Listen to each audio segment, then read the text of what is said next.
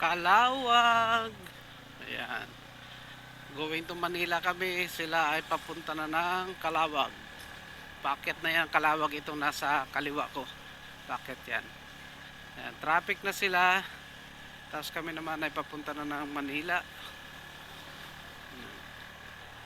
Ito yung mga part na traffic.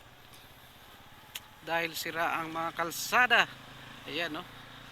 Mapapansin nyo, ayan na yung napakahaba ng traffic dito sa may bandang Calawag.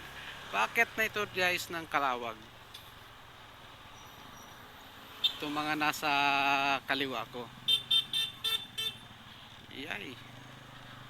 Dahil sira-sira ang kalsada, ganito ang resulta. Na napakahabang traffic.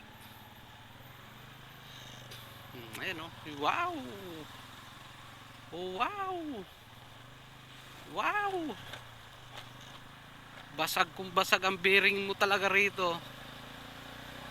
Pati shock. Kawawa naman yung mga ano. Oh, nakahinto talaga sila guys. Hindi sila gumalaw. Kasi nga, mahaba yung traffic.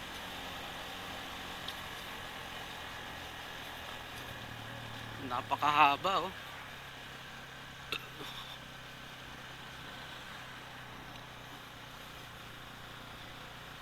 Ilan pa kaya ang sasagupain kung ganito guys? Tanghali na. Alas 8 kami umalis sa bahay. 8:30 na rin yata kami umalis sa bahay.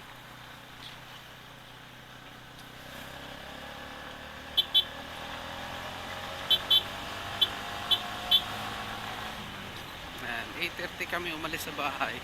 Ako sumuulan-ulan pa.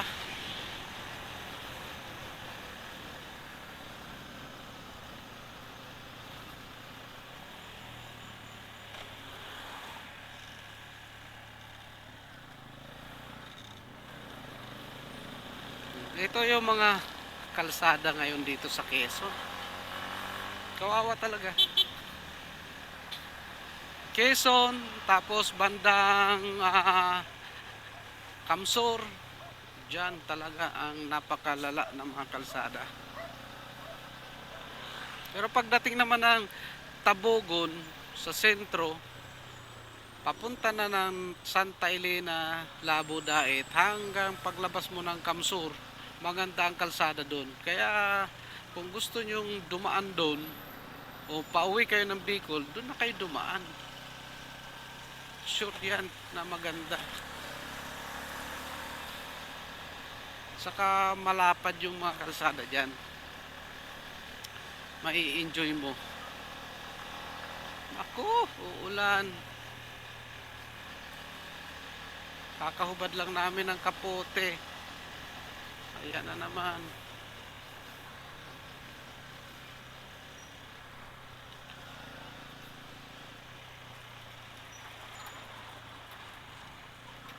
Naku. Ayan.